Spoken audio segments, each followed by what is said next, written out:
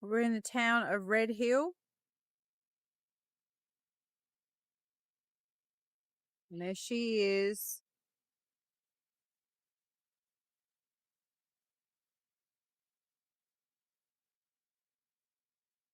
Change our bolt in now. Now we're going to see if she starts.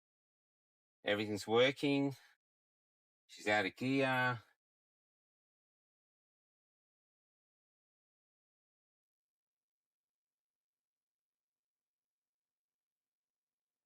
Did it.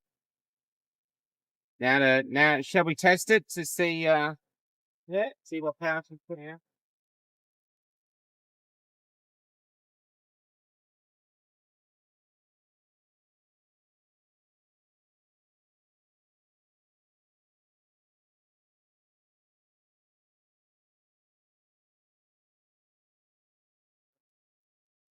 That's it. Once it you put me on that training. That's it.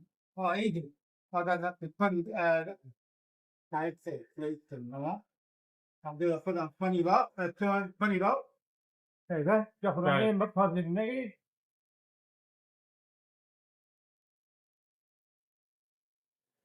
We're showing about 13.3 volts. So 13.3 volts. So that's it. We're fixed. Thank you, Phil. Thanks. Fuck for that. I hug you from coming home. Wow. Oh, shit. I'm nobody. I'm nobody. No one heard of me before this. So this is Phil. He's the genius that fixed the welded banjo bolt, which we would be effed without it. No one had one around here. What a banjo. I must remember. Banjo bolt, and it's anyway. It snapped off. We managed to get it out of the engine block, and he's welded it back. So now it's the next test as we drive around the road to see if it works. We also, when we turned it on, nothing worked. So a fuse had gone, but Phil figured that out too. So we fixed that fuse. But basically, the alternator's on. The power seems to be doing correctly, and yeah, we greased her up. We've changed the radiator, flushed the radiator too, and changed the oil, and greased her up. And basically, we are ready to go. Yep. Ready to go. I'm on my cordial. All we're going to do now is put some nice filtered rainwater in your tank, and we're good. Oh, I think the tanks are pretty full. So, yeah, so that's it. We're done. Yeah. Thanks.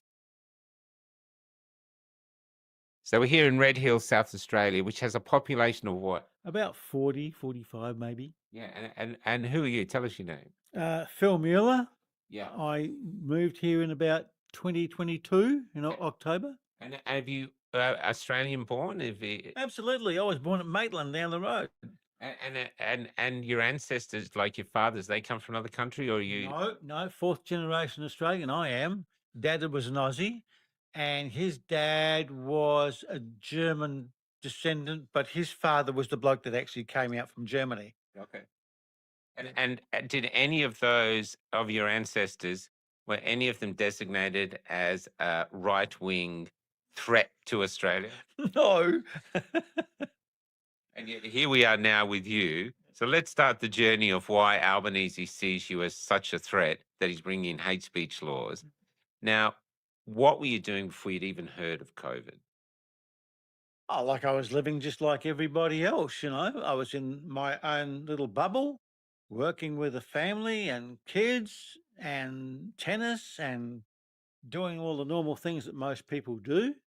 And then all of a sudden this COVID thing came out, and I thought, hey, what's going on here? And hey, like everybody, I believed in it in the first month. Then I smelled a rat. You smell a rat. Yeah. Now, when you smell a rat, now, yeah, you're not a doctor, you're not a scientist, I take it? Nope. And so, so you smelt the rat. What made you smell this rat? That you could see it, and yet the upper echelon were going, everything's hunky-dory, you know, the vaccine works, everything's... What made you smell a rat? Well, I was crook, you know, like a flu thing, whatever, in the February 2020. And everybody was, oh, gotta go and get tested, gotta go and test it for this virus thing. I said, okay, I'll go along with it. So I went and got tested with my wife then, right, and waited the 24 hours that we had to wait. And they come back and they said, no, you're fine. Negative. And I said, well, if I'm negative, what have I got? Because I'm crook. What I had was just the flu. It was just nothing. But it set me on a path to start analysing what was going on. And And where'd that path take you? well, it took me to realise the fact that it was all a bloody scam Yeah. worldwide. And people still had a crack at me and say, oh, you're talking rubbish. You don't know what you're talking about and all that stuff. How come it's worldwide? So how many of your family and friends Mm. actually came with you and said, wow, I see what you're seeing? And how many actually cast you out? None. None came with you. Nope. My kids said I was an idiot, almost didn't want to know me. My wife told me, shut up. Yeah, I was ostracized. There's no doubt about that. And have you been ostracized like that before? Well, never before. No, And what was that like to be that ostracized? it was a bit disheartening. It really it hurt. There's no doubt about that. Mm.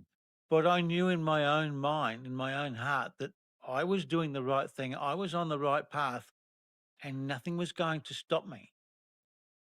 And that's it. I just put up with all the crap. Did you know you were strong enough to withstand being ostracized from everyone you love or friends and family and stand your ground? Did you know you had that amount of courage? Um, yeah, sort of. It was in my own being. I knew that that was something that I had to do. I sensed that there was something wrong, not right. So I set on a path to try and research what was going on. What was it all about? And boy, I really woke me up. What I found, what I discovered through channels, not media, normal media. No, you weren't going to find it out there. Not through the government. No, no, no, no. I had to go through different channels to find out the truth through overseas scientists, overseas doctors, and analysts and whatever that you couldn't get through media here. It was all because we're an island, Australia. They just shut you out. So what happened in your journey with no one believing you? Now you're not married anymore, so your marriage No, couldn't no, survive? we got divorced. Probably a mutual thing. But that is based on the different belief system? A little bit, a little bit. We just never saw eye to eye, and that was sort of really. It was annoying having you. How could you live with somebody that couldn't back you? Yeah. That you didn't have anyone to anyone's back. I didn't have a wife or a partner that said, "Oh, don't worry, love. I'm with you." I mean, I was on my own. Yeah. And it was at the end, I tried to make it all work, but it couldn't. So we amicably decided, let's split. And you were living in the Barossa Valley then? Yep, worked for Orlando Wines, Pernod Ricard for 24 years. Yeah. So you were doing quite well then? Yeah. Yeah. And now you're here in Red Hill with a population of about 40. It's like in the middle of the desert. You're trying off the town. I drove through the town. Some of the shops you can't see because plants have grown all in front of them. I mean, it looks like a forgotten town. Yeah, you're dead right. It is a ghost town. Yeah. The only way of food basically is the roadhouse. The old general store is gone. That's finished. And everywhere that was a business or a shop is just people living in there now. I like the hotel. No, the hotel's only just been, after about 5 years being shut, a new couple has bought it and does have plans for it to open, but not as a pub. Okay. They'll do something with it, maybe a little coffee shop, maybe bed and breakfast. We don't know yet, Yeah. but they've got some plans, and we think that's great. Yeah. And the church, we can see a church behind you, so people live there. Yes, they've been there about 6 years and moved there. Another bloke's been there about 3 years over the corner. So yeah, and I've moved up here, and a lot of us are people that just happy to get the hell out of the city, man. Yeah. Out of the... Now, the other thing, what's interesting about the church is I go to all these tiny towns, and a lot of the ghost towns, everything's falling apart, but the church is still there. So the community in those days really put more care into building the church than they did their own properties. Oh, absolutely. Yeah, you're right. But you will notice now that a lot of country towns that you go to and travel, that the churches are derelict. They're now Yeah. being sold as residences. Yeah, that's what I'm saying. So the reason people can live in them now is that the past they built them so well that we can still live in them today, even though the rest of the houses are decaying. Yeah, correct. Yeah. So God has left, but the people are moving in. Yep. So now that you're here, what's life for you now? Because you've got the Prime Minister declaring that you are a threat to society. This is what's coming. But how are you in yourself? Because I want to get to what you've done to us today, because that was amazing. But how are you in yourself now, out here alone? How do you find life? I'm at peace. I don't have to put up with the crap in the cities anymore. You know, the intrusive cameras, which we've never approved. I've learnt more about us as people under our Commonwealth Constitution, which the government has trashed. Yeah. You know, so I've learnt a lot about us. We, the people, we are the power. But the government is continually trying to squash any knowledge that we might rise because we realise that we've got the power. Yeah. You know? So the government is now calling all us people that are starting to wake up and want to fight back. We're right-wing terrorists, whatever. So they want to squash us, put us out. And we're not going to. Yeah. We are here to stay, mate. So you're not frightened that you might end up in the clink? No, I don't mind if they want to feed me and clothe me and do my looking after me in the behind bars. That's fine. I'll save on the water bill and the electricity. It's an interesting thing of when you sort of wake up or stand up that I haven't met anyone that could sit back down. Hmm? You know? Yep. I have no issues. I'm more at peace now with myself and life than I ever have before. Wow. I And, really and am. is there a community around here? Is there people like-minded in the local There's area? a few, very few, but a lot of people just want to continue on and get on with their lives and don't want to talk about what we've been through, Yeah. which is sad because it's impacted a lot of lives. Yeah. And they just want to go back and living in their own little bubble, which is fine. But we've got to realise that we're under threat, and our enemy is the government. Yeah. And we cannot allow them to treat us like slaves, because that's what they're doing. Yeah. They think they're our slave masters, and they're treating us like slaves. And they're coming out with laws which are not lawful under our constitution. So, you know, we can tell them to bugger off because we are supreme. Our constitution from Queen Victoria says we, the people, are supreme. And it cannot be changed, except our government, Mr. Whitlam, did change it. In the 70s. Absolutely. And they've squashed the words Commonwealth off our money, gone. Yeah. They've squashed the words Commonwealth out of their new revised constitution. And this was all done without a referendum? Absolutely. Without our authority. Which they can't do. Yes. So, you know, a lot of us now know this. And we're prepared to fight back. And we're not going to comply with their bullshit. When you say fight back, what do you mean? You think you take up arms, or you're just fighting back by being defiant? Look, honestly, well, no war was ever won without bloodshed or fighting or whatever. I mean, that's freedom. That's how it's always been won. Australians are a very passive lot. And we really don't want to go down that path. But I think the best way is the people have got to rebel and just say, we're not going to comply. Yeah. Simple as that. Tell us your laws, tell us whatever you want. We ain't going to do it. Simple as that. And stand your ground. Yeah. And we will win because they cannot put all of us in clink. Yeah. Tell us about the story you had where the police pulled you over with the keys and stuff. Oh, yeah, I couldn't believe that. I mean, I just moved into a service station to get some petrol and was followed up by a copper with his lights flashing and all that. And I had no idea why. This was after the Balaclava races. And I said, oh, you wanted me? Yeah. Blow on you want to take a breath test? I said, yeah, okay. He said, had any drinks today? I said, oh, yeah, I had one beer. I said, I don't normally drink when I'm betting. That's a no-no. So he said, yeah, okay. And he looked at this thing, and it must have read 0, something like that. He said, got the license on you? Not just wanted a breath test. He wanted to go further. Oh, yeah, I got my license here. I brought it out, showed him.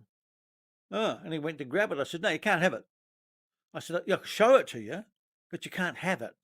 Why not? I said, because I'm not going to enter into a contract with your corporation. What are you talking about? I said, well, you're a corporation, mate. I live under the Commonwealth Constitution, mate, as a Commonwealth Australian citizen. I said, I don't want to have any contracts with you. There's my license. But by the way, I said, that person on there is in capital letters. That's not really me. Boy, straight away he stepped back. He said, you're one of those bloody idiots and nuts like that shot out the coppers over in Victoria. Desi Freeman. I said, don't be stupid. Anyway, he reached in and grabbed my keys out of the ignition. Well, straight away, he'd broken one law by driving on the wrong side of the road. He broke another law driving onto private property and blocking access to the people that wanted to come out. And he broke another law by stealing my keys, and it was theft. And he had no reason, no criminal thing to do it. Anyway, he stepped back and he said, you probably got a gun in there. Is he going to shoot me? I said, don't be stupid. I said, come on, you can search the car. I ain't got nothing. I only want petrol. Okay. No, he said, no. He said, I feel threatened now. He said, I'm going to leave. I said, okay. So he left, and then I stuck my head out the window. I said, am I free to go now? Yes. And when I went to go, I thought, oh, shit, I haven't got my keys. He's got them. So I walked out around and I said, have you got my keys? Can I have them back yet? He said, oh, yeah. Here you go. Suppose you can't go anywhere without them. I said, no, thanks, mate. I'm not your mate. That was the last words. And I don't know what game he was playing, but maybe in the back of his mind, he thought, I'm cornered here. Yeah. Yeah. Because he knew he'd broken the law. And I said to the lady in the service station when I went in there, I said, did you see that knucklehead out there? She said, he's not one of ours. I said, no, I know. He's probably from Adelaide trying to throw his weight around. I said, I know your coppers here. I said, they're pretty good. Yeah. That's interesting, man. Now, the other great story today, and this is why the interview is called The Broken Banjo, is that we had alternator problems and we managed to get to Port Pirie, and we bought an alternator because the other one was, we're not giving enough power to do the lights and stuff. But all the mechanics, we were told, were busy and we couldn't see us for a few days or maybe a few weeks. And so we put it out there.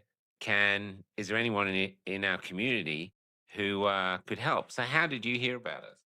It was on our Southern Flinders Telegram channel. Okay. Which is all of us people who are awake to everything. Yeah. All freedom fighters. We know what's going on, and we sort of share everything on the Telegram channel cool. without being ostracized and banned and whatever from Facebook and whatever.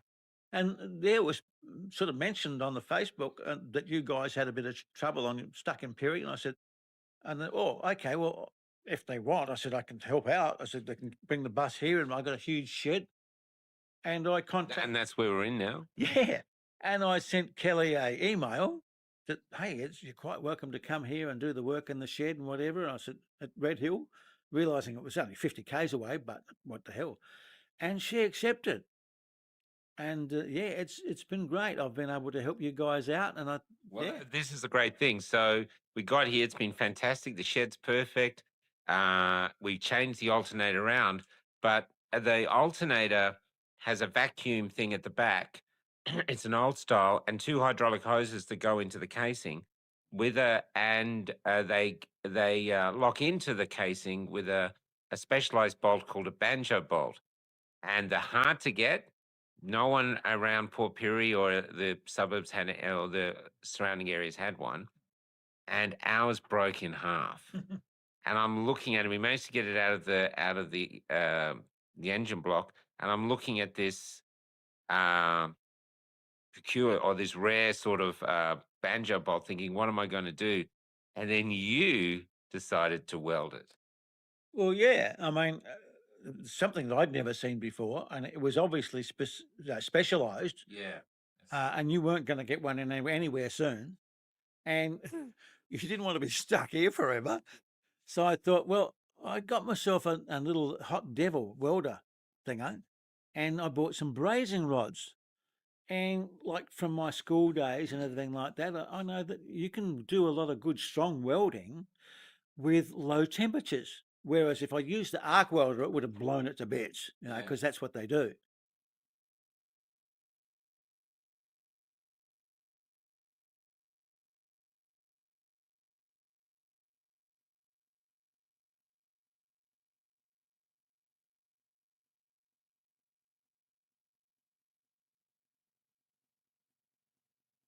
With low temperatures. Whereas if I used the arc welder, it would have blown it to bits, Yeah. because that's what they do. So that's when I put it in the vise, found how it fitted, and I started to use the brazing rods, and it was working. So I thought, hey, this is cool. And that's when I actually kept going and brazed the thing. And then all we had to do was actually file it back down so that the washers and everything fitted. And we did it, and We it's did. and it's starting to work now. We're hoping that we'll probably get to somewhere where we can replace it with a proper one. Yeah, well, that's what I've said. Find where you can get another one. Yeah, Keep that spare. yeah, And if this ever fails, it may not. yeah. That's But right. usually when I fix something, it stays fixed. Well, that's another thing of your philosophy. You like fixing things. Well, I do. Yeah, If something's broken, the first thing I'll do is analyze it and say, can I fix this? yeah. And if I pull it apart, and to the last resort, I think it's stuffed. I can't fix it. That's when I go and buy a new one. Because the other thing is, I love watching. They have these videos from Bangladesh and Pakistan and India where they have men fixing all manner of things. Yep. And they're usually barefoot. They're usually using old tools, but they fix it. Yep. And so today we've filmed you doing it. This will be in here. I actually felt like I was in the same. There's a white guy doing the same thing. He didn't know how he do it, and he's doing it. Now I don't know if the brazen will melt in the heat of the oven. No, Yeah. So apart from that, I was in awe, man. yeah, that's good. Yeah. I was happy to be able to do it, and I was happy that it all worked. Yeah. And the other thing too, what I loved about it, I mean, Kelly was there helping, walking around, but it's actually blokes fixing shit and fixing a bus and they'll get it on the road. And that, how much fun it was. I mean, we did a lot of work today, love it. but it fixed. My wife used to criticize me for taking a jug out or something out in the shed and refixing it. Go and buy a new one. I don't want to spend money on a new one. If I can fix it, I fix it. Yeah. My labor costs me nothing. Yeah. So even that though, it's just this is why we have so much rubbish in tips. Yep. Because you see TVs. I remember we had a TV that broke, and it was a French TV, and there was no one could fix it because they said no, you just buy a new one. And now we have rubbish everywhere in these tips and stuff. So this is actually a great philosophy. Yeah, well, as I said earlier, I was brought up, my trade was technician, Yeah. working on valve televisions and radios and repairing record players and all of that sort of stuff. And I can still do that, except to the point today they manufacture televisions that are so advanced in their technology that you just can't repair them. Yeah. As simple as that. They're just a module that you either buy a new one and put it in or throw the damn thing away. Yeah. So we've become a throwaway society, Yeah. which is what China wants. Yeah. They want us to keep buying stuff. We should be charging them for landfill. We're keeping their economy going. Is there anything else you'd like to say in this interview to other people out there? Can I ask? Yeah, in our community, people like yourself, and they're all through it. We haven't been on a journey. We've been on an odyssey. We've had to discover things about ourselves, had to move town, all manner of things, lose relationships. And I haven't met, only one I've met who regrets not taking it. Everyone else doesn't regret it. How have you changed as a man, as an Australian, from suddenly smelling a rat to who you are now talking to me? Oh, look, I would have to admit that,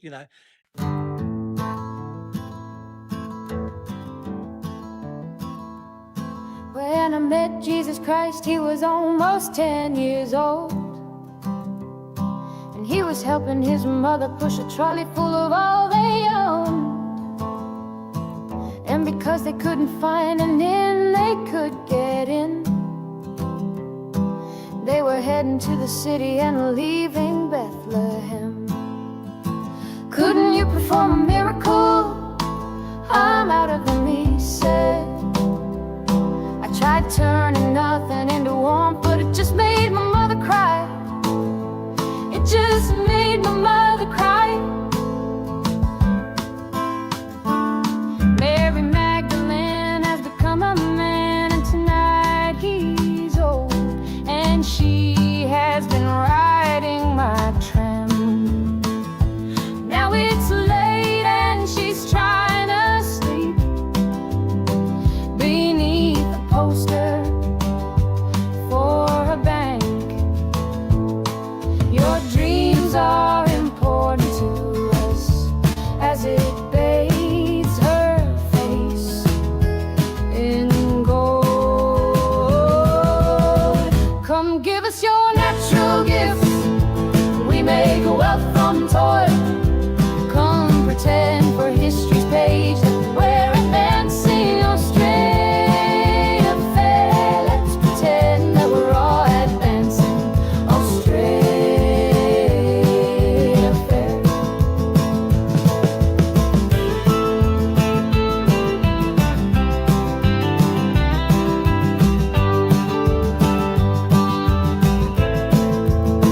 Back down the road I found the church we built on the black man's bones was empty, and out the front a sign read all but sold. A sign read all but sold.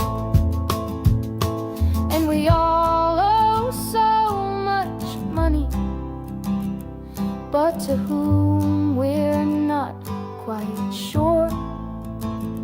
So head